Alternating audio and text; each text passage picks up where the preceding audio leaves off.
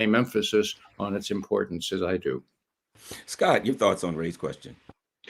Well, look, I'm not going to ever challenge Ray's ability to carry out, open source analysis of the press. He's a master of the art, and I will also never question the ability of the United States to say one thing and do another when it comes to national security. We are the ultimate liars. We've lied to everybody. We don't know how to tell the truth when it comes to national security. And it's clear that the United States views, look, we withdrew from the INF Treaty for a reason.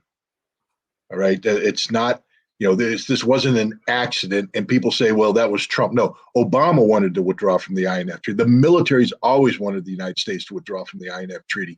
We withdrew from the INF Treaty for a reason.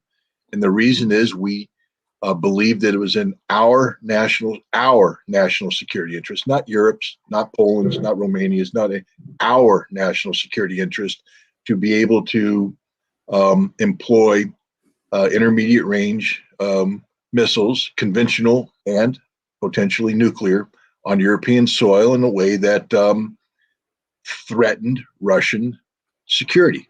We had seen a situation where Russia had developed a sense of immunity, I would say, from American first strike. Russia has a lot of things to worry about. We've been sailing destroyers up through the northern straits, and everybody's like, well, that's no big deal. That's just freedom of navigation. Well, except that when the destroyers are equipped with cruise missiles, nuclear capable cruise missiles, which if launched from that location can hit Russian missile silos very quickly. Russia says, well, wait a minute, that gives you the potential for a decapitating first strike.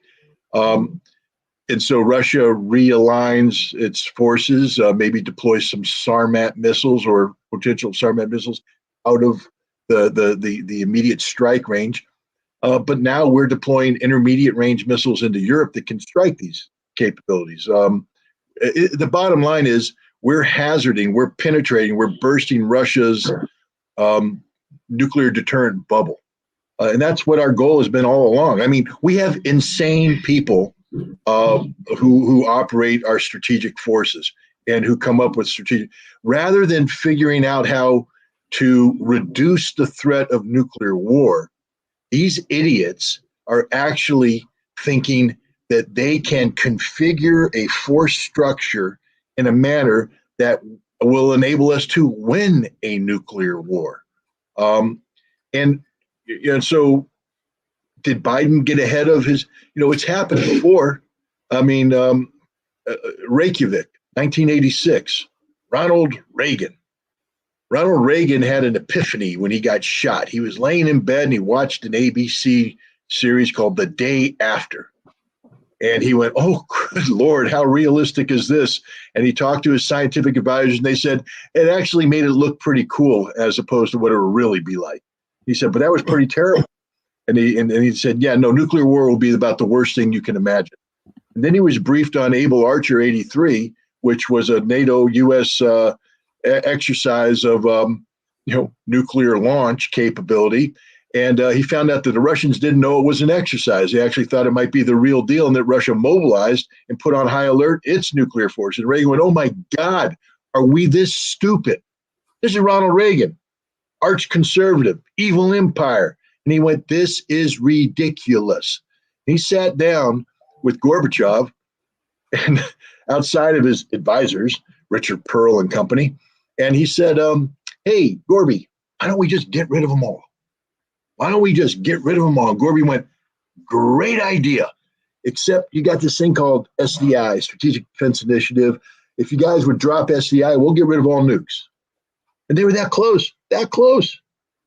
Unfortunately, Reagan was married to SDI. Gorbachev hadn't quite been advised by his people that SDI would never, ever, ever, ever work under any circumstances, that the Russians should just let the United States bankrupt itself. But the point is, we were that close to doing something because Reagan got ahead of his people. I'm not saying Joe Biden is Ronald Reagan. I'm not saying he has vision. I'm saying that Joe Biden may have honestly believed something, because as soon as Reagan came back and briefed his people, hey, guess what I just did? They freaked out. They literally flipped and they started pushing back. You found out how little control the President of the United States has over actual national security policy. All of his advisors screamed, moved around, maneuvered, whispered, boom, boom. Next thing he found out is he wasn't able to do it. He was barely able to get the INF treaty off the ground. And that only then because Richard Pearl and other people resigned in protest. So my point is, Joe Biden could very well have, in good faith, told Putin, yeah, we're not going to do this.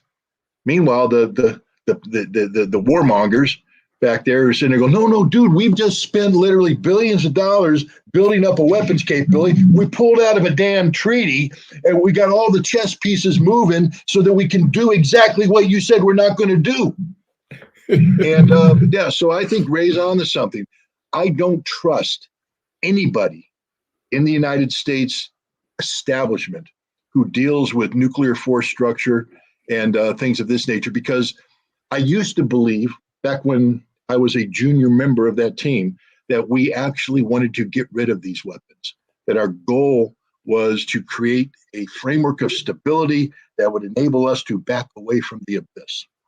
I'm now convinced that all of the people of my mindset and Ray's mindset and others have been retired or pushed out of the way, and there's a new generation of warmongers. Literally, there's nothing else to say. These are people who worship the concept of nuclear, not just deterrence, because deterrence means we're going to prevent anybody from ever using the nuclear dominance. And the United States seeks to be a nuclear dominant power in the world today. And the more we lose our conventional capabilities, the more the world realizes just how dysfunctional we are from a conventional standpoint, the more these generals and admirals say the only thing we have left that gives us dominance is nuclear weapons capability. So let's play our strong card. This is an empire going down, but we still have the ability to destroy the world. And the people who believe in sustaining this empire are starting to say the only way we can do this is by not only having a credible nuclear capability, but one that we're willing and able to use. Ray,